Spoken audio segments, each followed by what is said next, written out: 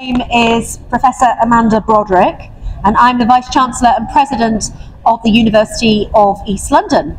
And the University of East London is here in India this week for three primary reasons. So our first and probably the most important one is to pursue our endeavours in global employability. So our graduates are graduating from the Careers First University, and our focus is on global graduate employability, not only ensuring that our students get a great degree, but also they've got the skills and the partnerships and the networks and the experience and the competencies to thrive and flourish in their careers. So number one, it's about global graduate employability, and we work with many industry partners to secure that global employability. For example, Siemens, who are here today. Secondly, it's about the connection between academe and industry to advance innovation. So today it's all around sustainable innovation. Again, for example, it's sugarcrete innovation that has been developed, created, invented at the University of East London and is being put into practice with industry partners here in India. And thirdly, it's about academic partnerships. So working very much in partnership with a variety of Indian academic institutions. For example, one notable partnership is the B.S. Abdul Rahman Crescent Institute of Science and Technology, where we provide Turing Scheme placements. And these placements enable Tamil Nadu students to experience the UK's work culture while enhancing their skills in high-demand industries, again, preparing them for global careers. So global employability, academic partnerships, and putting innovation into practice.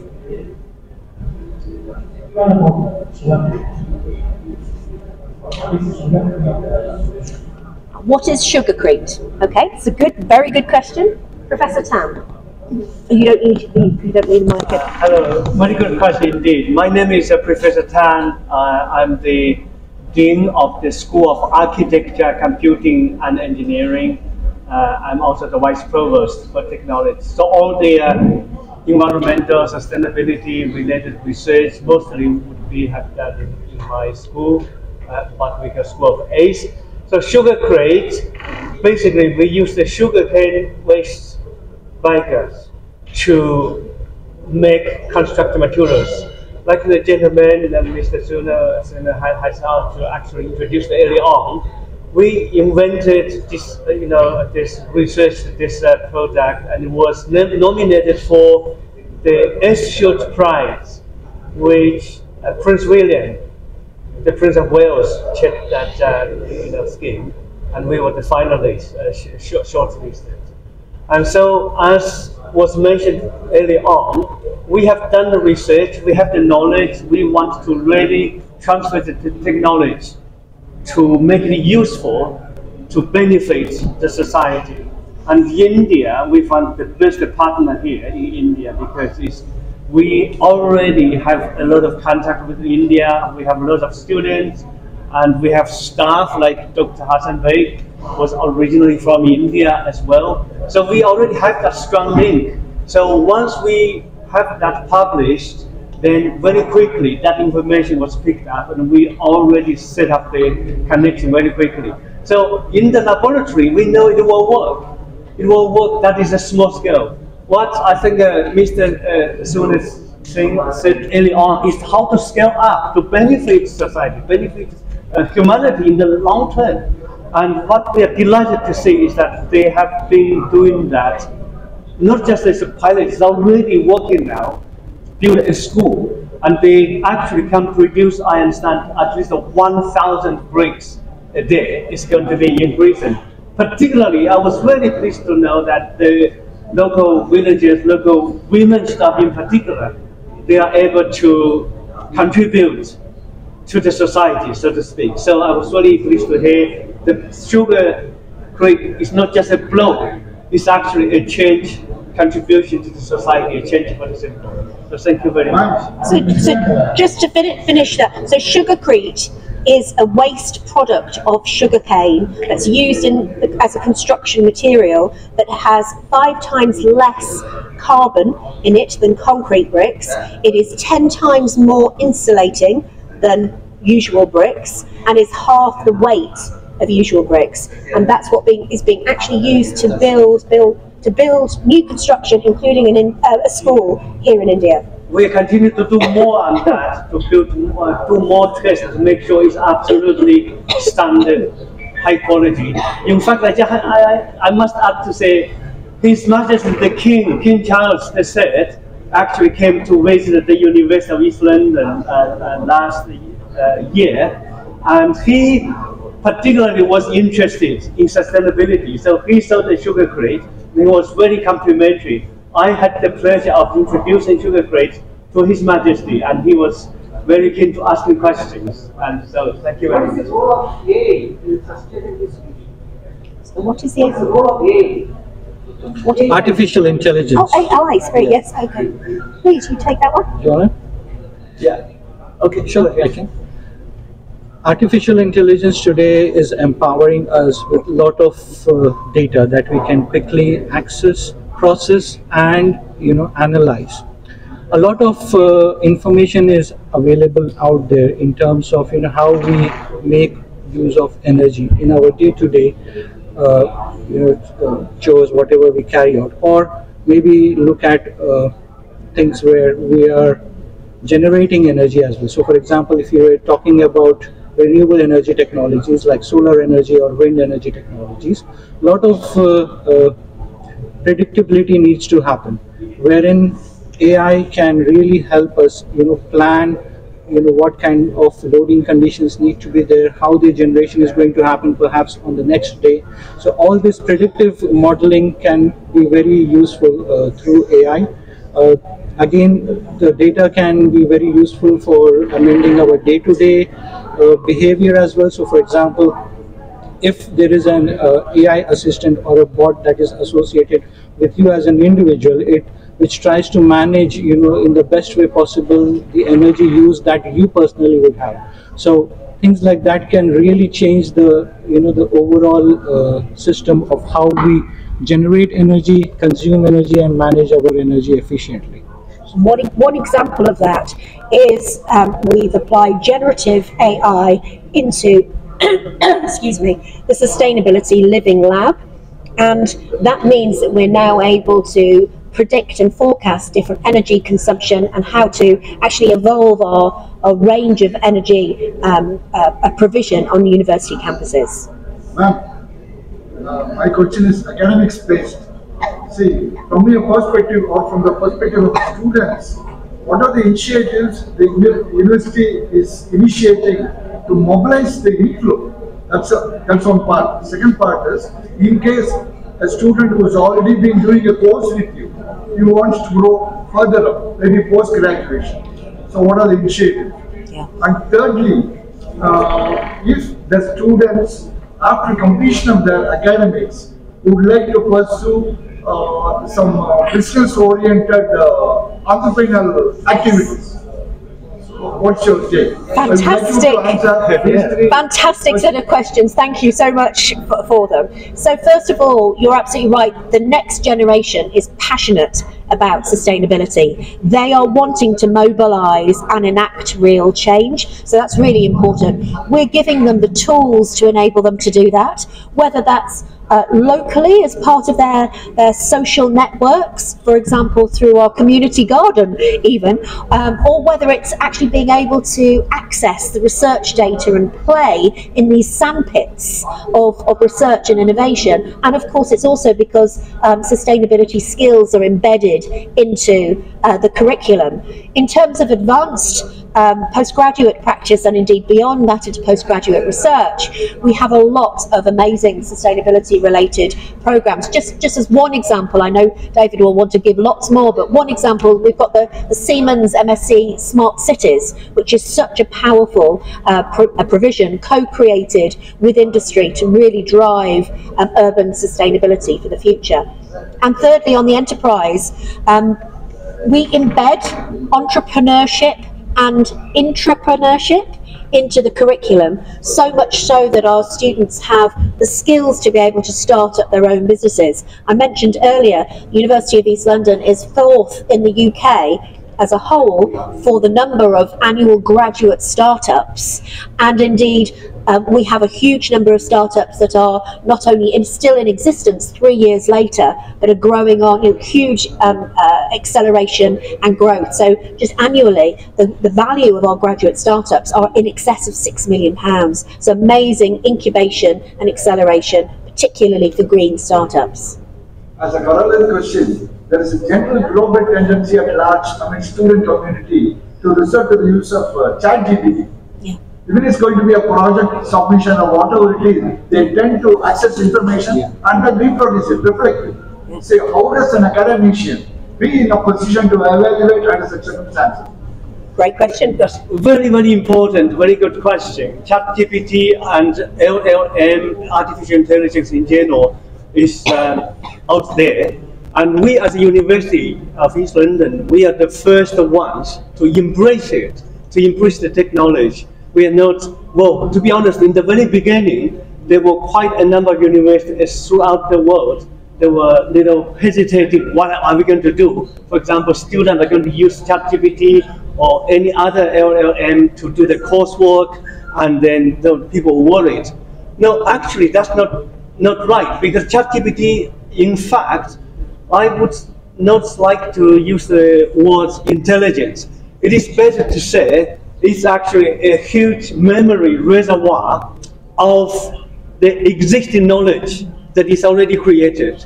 And so that is much more advanced than any individual program. We were even joking, say even Albert Einstein wouldn't have that brain, which is true. So you only use your fingertip, you can retrieve the knowledge. But in the end, human brains are the real intelligence, are the real behind all the innovation, creativity. That's what we want our students to be having, the innovation, creativity. We say our staff, if the student just learn from online, from YouTube, from ChatGPT, from LLM, and also they do that, also learn from us, there must be a huge difference. If they are the same, that means we have failed as academics. So we must prevent that. So what we have to do as academics, it's not just University of East London, it's everywhere, is that we need to change our way of assessing students. Now, you cannot just say, describe this process, describe that process, how do you do this, how do you do that? Because to be fair, that can be retrieved from LLM AI quite easily. You need to say, how do you critically analyze? Why did you do that? We even ask the students, look, this is the examination question you're going to have. This is the ChatGPT or Copilot's answer. So tell me, is that answer right? If it is right, why? Can you improve? If it is wrong, why? What is your answer? So that's the way we will assess. But of course, there are still memories as well. If you study law, if you study medicine, you have to memorize something. In which case, that kind of assessment is done in the examination, not in the kind of portfolio and coursework project. So we implement a kind of collaboration, coursework, teamwork. That's the emphasis.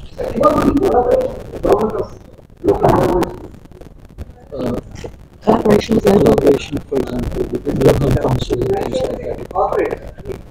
Yeah, definitely. Yes, absolutely. Yes, thank you. So I mentioned a little earlier about the careers first strategy of the University of East London. We work really closely with industry, with local, regional, and indeed with national governments, both in the UK and indeed in India. For example, in the UK, our home borough, the London Borough of Newham Council, we work across the range of public services in health, in skills and talent development, all the way across to housing and the environment, etc. For example, you might want to pick up the Sure Starts skills with Newham Council in just a moment. In Tamil Nadu, we also work with the regional government. For example, most recently, we brought a group of international students, including our Indian students, to here to work through a series of hackathons with six different industry partners to really think about how we innovate in the sustainability space. And just going back to ChatGPT-4 and AI more generally, are we really going to get to a greener, healthier, fairer world by memory alone, or is it memory plus innovation and creativity that's going to advance us? Sorry.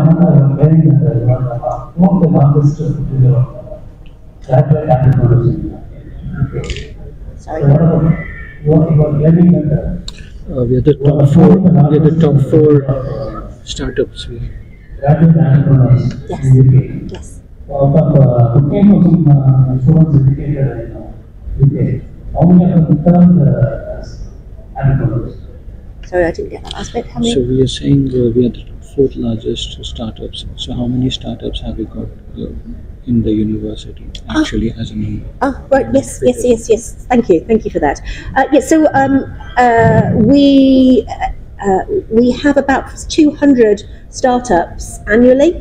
These are new startups annually, and in fact we have a national evaluation called the Knowledge Exchange Framework that captures and evaluates startups across the whole of the UK, and that captures the data every year and it updates it, and I'm really pleased to say that we've already exceeded our targets for the year ahead, so we've again increased that by 20%. Oh, cumulatively, you mean? That's a good question. I think we have over 3,000 active startups. Well, they're not startups anymore, active graduate companies. Yes. Ma'am, on the occasion of signatures being affixed across dotted lines, I mean, I'm referring to the MOUs. Dr. Krishnamurthy or Sir they can throw light on those aspects. In what way the students from this state, especially from Tamil Nadu, should stand to get benefited? Could you throw light on the initiatives? I am Krishnamurthy, Project Director in Tamil Nadu Industrial Development Corporation, as well as Managing Director of TANSM. As I was mentioning, the TANSM is one of the initiatives undertaken by the government as part of vision of 1 trillion economy to enable the advanced manufacturing landscape in Tamil Nadu. So the TANSM that was elaborately mentioned, it supports the students, industry workforce for their skilling requirements and provide cost-effective solutions to MSME startups, large-scale industries. Today, there are 12 MOUs, including 4, which is automotive nature in Dollar, and SGS electronic MOU, and also 10 academia have signed the MOU. So this signing of MOU indicates very clearly that a balanced industrial development growth, which is one of the vision of the government of Tamil Nadu. Like this TANSM operates as a hub in Chennai. We create the spokes across Tamil Nadu. A hub and spoke model. We spread across, we enable the spreading of the cost-effective solutions, training, and all other requirements of industrial landscape in Tamil Nadu. Sir, the கூட்டமைப்பு தமிழ்நாடு அரசுக்கு எந்த அளவுக்கு பயன்படுது? எந்த கூட்டமைப்பு? தமிழ்நாடு அரசு ஒத்துழைப்பு. Sir, 100%. Actually, this TANSM is 100% owned by government. Actually, it's a wonderful support we have. With that support only, they created the entity, and within 2 years, We have trained about 80,000 engineering workforce for Industry 4.0 and other emerging technologies. Remaining 20,000 for IT students and polytechnic students we have trained. A lot of success cases are there. A lot of MSMEs, a lot of startups they use. The cobot, it was mentioned in this part of Industry 5.0 technology. So one of the startup they benefited this facility and they benefit. There are a lot of success cases are there. Oh, the ransom is going to get this. My question is not clear, sir. How the ransom is going to pay?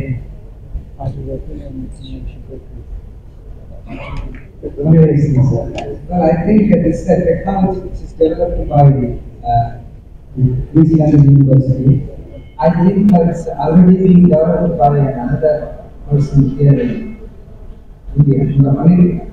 So we have, at the moment, we have moved over. Slowly we will try to adapt and apply it to wherever it is possible.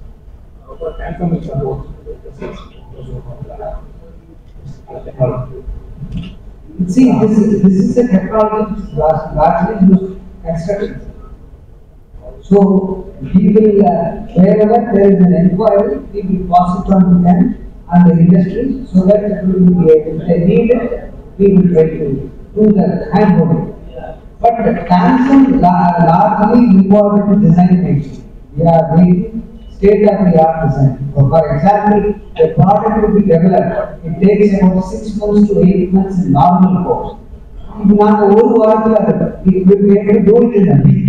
So what happens? It gets immediately to the market, so the entrepreneur will get paid.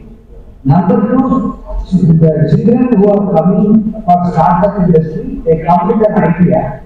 From idea to ideation to build a product, we will be able to support. That is the most essential part of it. Because as Mr. has told you, we have got great opportunity for giving the technology background to our Tamil Nadu center. This is the one and only project in the world. Tamil Nadu, we are the pioneer for this and we are established in this. Now every state will follow. But Tamil Nadu is the first one to do it because we have the industry ecosystem. We are one of the largest industry ecosystems in the country. So we have the industry ecosystem. So we are adding this and add on to it. So we will be able to build a lot of products in the future. Many entrepreneurs, small scale, tiny industries, they all have problems. Their industry problem is focused to us and we will do that. Sir, what is the difference between the advancement between the 4.0 and to 5.2? 4.0 is a largely industry revolution which has all the components which are going to be used for sustainability in 5.2. 5.0 is sustainability, environmental sustainability. See, whatever industry produces, it should be environmental also. By 2030, hospitals should not have carbon emission. Zero carbon emission, that's the rule. So that is what is going to be enforced. How will you do it? By shifting from a normal industrial work to a sustainable model. So that sustainable model is the industry. Sir, how much economically benefited instead of using bricks to sugar cane economically?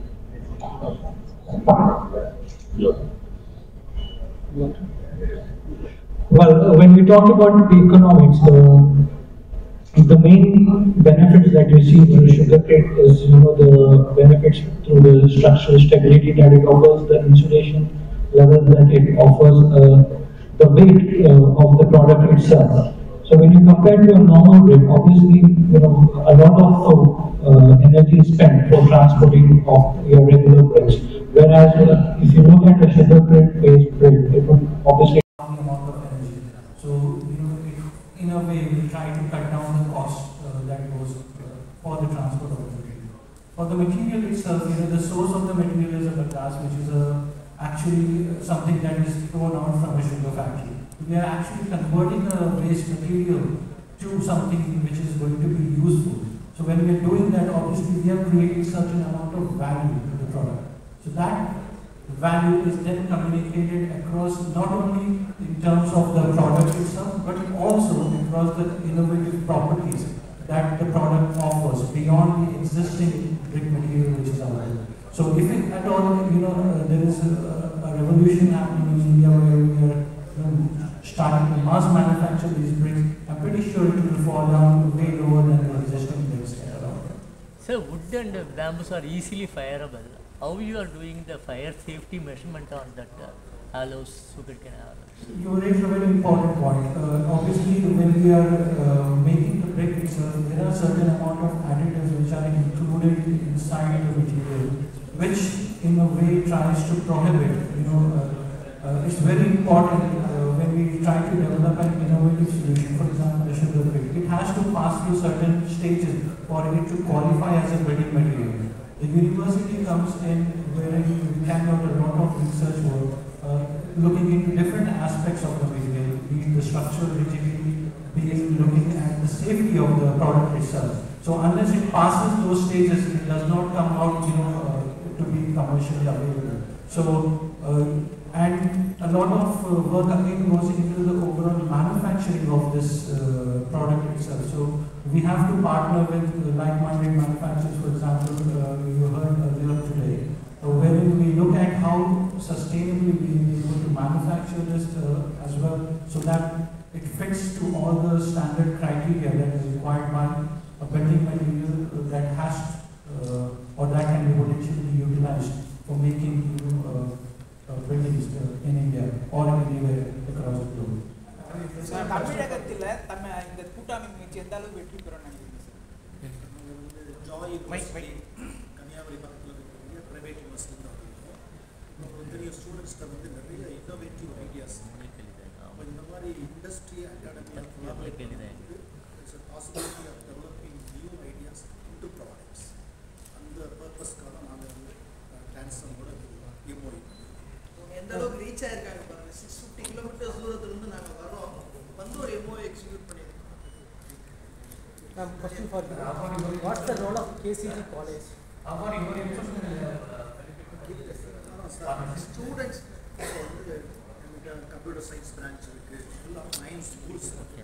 But எல்லா ஸ்கூல்ஸ்லையும் வந்து students have youngsters have innovative ideas. அதை வந்து tape பண்ணி அதை எப்படி ப்ராடக்டாக convert பண்ணலாம், அந்த மெயின் பர்பஸ் தான் டான்ஸர். இந்த இன்னோவேஷன் அண்ட் இன்குபேஷன் ஒரு கான்செப்ட் இருக்குல்ல சார், அதில் பசங்களுக்கு நாங்கள் டெவலப் பண்ணி அதை ஒரு அந்த அவங்க ரெடி பண்ணுற ப்ராடக்டை நாங்கள் சேல் பண்ணலாம். Ma'am, can you tell me what's the role of KCG College? Good afternoon. My name is Dr. Annie Jacob. I'm the director of KCG College of Technology. The role of KCG in this particular platform today is we had an MOU signing with Tansen. The reason is we wanted to set up a center of excellence in AR/VR, mixed reality. The whole idea is making sure that our students and faculty are aware of, we wanted to upskill them on what are the emerging and the recent trends or the advanced technologies.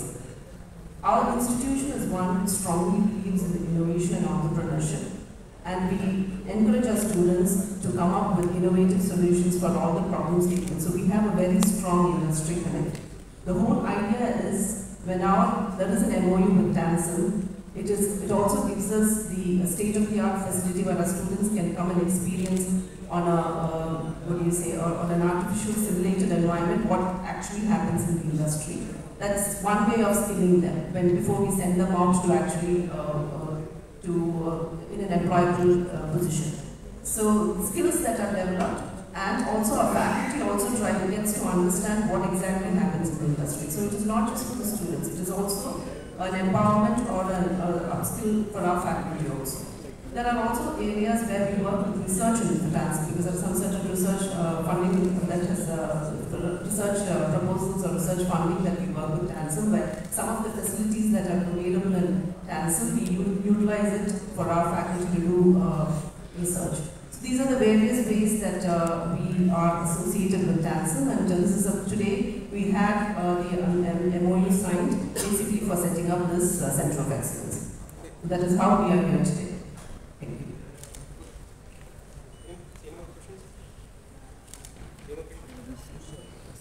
Thank you, sir.